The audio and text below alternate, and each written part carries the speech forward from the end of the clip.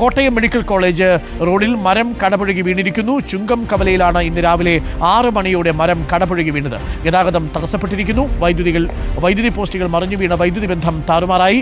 അഖിലുണ്ട് ഇപ്പോൾ സ്ഥലത്ത് നിന്നും കൂടുതൽ വിവരങ്ങളുമായി. Akhil, good morning Akhil. വലിയ മരമാണെന്ന് തോന്നുന്നു. ഇതിപ്പോൾ ഉടനെയൊന്നും മുറിച്ചു മാറ്റിയാലും വൈദ്യുതി ബന്ധമൊക്കെ പുനഃസ്ഥാപിക്കാൻ സമയമെടുക്കും. എന്താണ് അവസ്ഥ ഇപ്പോൾ അവിടെ? അരുൺ, വലിയൊരു അപകടം തന്നെയായിരുന്നു. അതായത് ഏറ്റവും പ്രധാനപ്പെട്ട കാര്യമെന്ന് പറയുന്നത് ഇന്ന് രാവിലെ 6 മണിയോടുകൂടിയാണ് ഈ മരം കടപുഴകി വീഴുന്നത്. ആ സമയത്ത് ഈ ഒരു ഓട്ടോറിക്ഷ ഇതിനെ പാസ് ചെയ്തു പോകുന്നുണ്ട്. ആ ഓട്ടോറിക്ഷയിലുള്ളവരടക്കം തലനാരിടയ്ക്കാണ് രക്ഷപ്പെട്ടത് എന്നുള്ളതാണ്. സമീപത്തൊരു മരമുണ്ടായിരുന്നു, ഒരു വീടുണ്ടായിരുന്നു. ആ വീടിന് മുകളിലേക്കടക്കമാണ് ഈ മരം കടപുഴകി വീണത്. ഇതിൽ ആർക്കും പരിക്കില്ല എന്നുള്ളതാണ് ഏറ്റവും ആശ്വാസകരമായ കാര്യം എന്ന് പറയുന്നത്. ഇന്ന് രാവിലെയാണ് നടന്നത്. നമ്മോടൊപ്പം എന്തായാലും ഈ ഓട്ടോറിക്ഷയിൽ നിന്ന് രക്ഷപ്പെട്ട ആ കുട്ടി ചേരുന്നുണ്ട്. 2 യാത്രക്കാരും ആണ് ആ വണ്ടിയിലുണ്ടായിരുന്നത്. രാവിലെ എവിടേക്ക് മദ്രസയിലേക്ക് പള്ളിയിൽ പോയതായിരുന്നു. എന്തായിരുന്നു അത് പെട്ടെന്ന് വന്നപ്പം ഇത് ഷോർട്ട് ആവുന്നുണ്ട്, സ്ലോ ആക്കിയതാണ്. ഇത് പെട്ടെന്ന് മറിഞ്ഞു വീണു. പുറകോട്ട് പോകാൻ പറ്റാത്ത അവസ്ഥയെ അവിടെ പെട്ട് കിടക്കുമായിരുന്നു. പേടിച്ചു പോയോ? കുഴപ്പമില്ലായിരുന്നു, അങ്ങനെ പേടിച്ചൊന്നുമില്ല. വേറെ വാഹനങ്ങളുണ്ടായിരുന്നു? പുറകെ വണ്ടി ഉണ്ടായിരുന്നു. പെട്ടെന്ന് അവർ കയറി വന്നില്ല. ഇത് വീണപ്പം അവർ ഇവിടം വരെ എത്തിയുള്ളായിരുന്നു. ശബ്ദം കേട്ടായിരുന്നു? ശബ്ദം കേട്ടായിരുന്നു. ഒടീനെ ശബ്ദം കേട്ടായിരുന്നു. ആ ശബ്ദം കേട്ട് പെട്ടെന്ന് നിർത്തിയത് കൊണ്ട് മറ്റപകടം ഇല്ല. ഒന്നും കൂടാറുണ്ടായിരുന്നു? അനീതിയായിരുന്നു. അരുൺ, അത് തന്നെയാണ്. അതായത് ഈ 2 യാത്രക്കാരുണ്ടായിരുന്നു എന്നുള്ളതാണ്. ഈ ഓട്ടോറിക്ഷയിൽ അവർ ഇത് കടന്നു പോകാൻ ശ്രമിക്കുന്നതിനിടയിലാണ് ഇത്തരത്തിൽ ഈ മരം കടപുഴകി വിടുന്നത്. പക്ഷേ പെട്ടെന്ന് ശബ്ദം കേട്ടതോടെ വാഹനം നിർത്തിയത് കൊണ്ട് വലിയ അപകടങ്ങളില്ലാതെ ഈ രക്ഷപ്പെട്ടു എന്നുള്ളത് തന്നെയാണ് ഏറ്റവും പ്രധാനപ്പെട്ട കാര്യമെന്ന് പറയുന്നത്. ഇതിന് സമീപത്തെ ആ ഒരു വീടുണ്ട്. ആ വീട്ടിലേക്ക് വീടിന് മുകളിലേക്ക് അടക്കമാണ് ഈ വലിയ മരം കടപുഴകിയത്. സമയമെടുക്കും, ഒരുപാട് സമയമെടുക്കും ഈ മരം മുറിച്ചു മാറ്റാനെന്നാണ് നമുക്ക് മനസ്സിലാക്കാൻ സാധിക്കുന്നത്. കാരണം ഇതിലൊരു ക്രെയിൻ അടക്കം എത്തിക്കേണ്ടതുണ്ട് എന്നാണ് ഫയർഫോഴ്സ് ഉദ്യോഗസ്ഥരടക്കം പറയുന്നത്. കാരണം അത്ര പെട്ടെന്ന് ഇത് നമുക്ക് അതിൻ്റെ ഒരു ബുദ്ധിമുട്ട് മനസ്സിലാക്കാൻ സാധിക്കുന്നു. അവർ ആ ഒരു മരം മുറിക്കുന്ന യന്ത്രമൊക്കെ ഉപയോഗിച്ചുകൊണ്ട് കുറച്ചധികം സമയം പണിപ്പെട്ടാണ് അവർ ആ മരം മുറിച്ചു മാറ്റാനുള്ള ശ്രമം നടക്കുന്നത് എന്നുള്ളതാണ്. പക്ഷേ ഇതിനെയും ഇത്തരത്തിൽ സമയം നീണ്ടുപോകാം. ഓരോ ചെറിയ ചെറിയ ഭാഗങ്ങളായി മുറിച്ചു മാറ്റി അതിനുശേഷം അത് വശത്തേക്ക് മാറ്റിയിട്ടാണ് അവർ ഈ ഒരു ഗതാഗതം ഒക്കെ പുനഃസ്ഥാപിക്കാനുള്ള ശ്രമം നടന്നുകൊണ്ടിരിക്കുന്നത്. പക്ഷേ അതിലേക്കൊക്കെ എത്താൻ ഇനിയും ഒരുപാട് സമയമെടുക്കുന്നതെന്നാണ് എന്തായാലും വലിയ ഒരു ബുദ്ധിമുട്ട് ഈ ഇവിടെയുള്ള ജനങ്ങൾക്ക്. വലിയ മരമാണ് ഇപ്പോൾ അവിടെ കടപുഴകി വീണിരിക്കുന്നത്. പ്രേക്ഷകർക്ക് കാണാം, ഒരുപാട് ശിഖരങ്ങളുള്ള ഒരു വലിയ മരം. ഒട്ടേറെ പക്ഷികൾക്ക് അഭയകേന്ദ്രമായിരുന്ന, ഒരുപാട് മനുഷ്യർക്ക് തണലേകിയിരുന്ന ഒരു മരം കൂടിയാണ് ഇപ്പോൾ കടപുഴകി വീണിരിക്കുന്നത്. അത് ചുങ്കം കവലയിലാണ് ഈ മരം കടപുഴകി വീണിരിക്കുന്നതും. മാത്രമല്ല, കടപുഴകി വീണതുകൊണ്ട് ഗതാഗതം മാത്രമല്ല തടസ്സപ്പെട്ടിരിക്കുന്നത്. റോഡിൻ്റെ നടുക്കോട്ടാണ് വീണത്. വീണ സമയത്ത് അവിടെ ഒരു ഓട്ടോറിക്ഷ ഉണ്ടായിരുന്നു എന്നാണ് നമ്മൾ മനസ്സിലാക്കുന്നത്.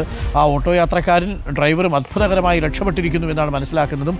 ഇപ്പോൾ സ്റ്റേറ്റിലെ ദുരന്ത നിവാരണ അതോറിറ്റിയിലെ ആളുകൾ കൂടി അവിടെ എത്തിയിട്ടുണ്ട്. അവരൊക്കെ ചേർന്ന് വളരെ പെട്ടെന്ന് മരം മുറിച്ചു മാറ്റിക്കൊണ്ടിരിക്കുകയാണ്. എനിക്ക് തോന്നുന്നു ഒരു മണിക്കൂറൂടെ സമയമെടുത്തേക്കാം അല്ലേ അഖിൽ, ചുങ്കം കവലയിലെ ഈ മരം പൂർണ്ണമായിട്ടും മാറ്റി റോഡിലൂടെ ഗതാഗതം പുനഃസ്ഥാപിക്കാൻ? അരുൺ, ഒരുപക്ഷെ അതിലും കൂടുതൽ സമയം എടുക്കും എന്നുള്ളതാണ് നമുക്ക് ഇവിടെ നിന്ന് മനസ്സിലാക്കാൻ സാധിക്കുന്നത്. കാരണം അത്ര പെട്ടെന്ന് ഇത് മരം മുറിച്ചു മാറ്റാൻ കഴിയില്ല. വലിയ മരമാണ്. നമുക്ക് ദൃശ്യങ്ങളിൽ നിന്ന് തന്നെ കണ്ടാലും മനസ്സിലാവുമെന്ന് പ്രതീക്ഷിക്കുന്നു. വലിയ മരമാണ് ഉണ്ടായിരിക്കുന്നത്. എന്തായാലും ഇതിൽ തലനാരിഴയ്ക്ക് രക്ഷപ്പെട്ട മറ്റൊരാൾ കൂടിയുണ്ട്. ഈ വീടിന് മുൻപിൽ ഇദ്ദേഹം നിൽക്കുകയായിരുന്നു. ഇദ്ദേഹത്തിന്റെ വീടിന് മുകളിലേക്കാണ് ഈ മരം വീണത് അല്ലേ? അതെ.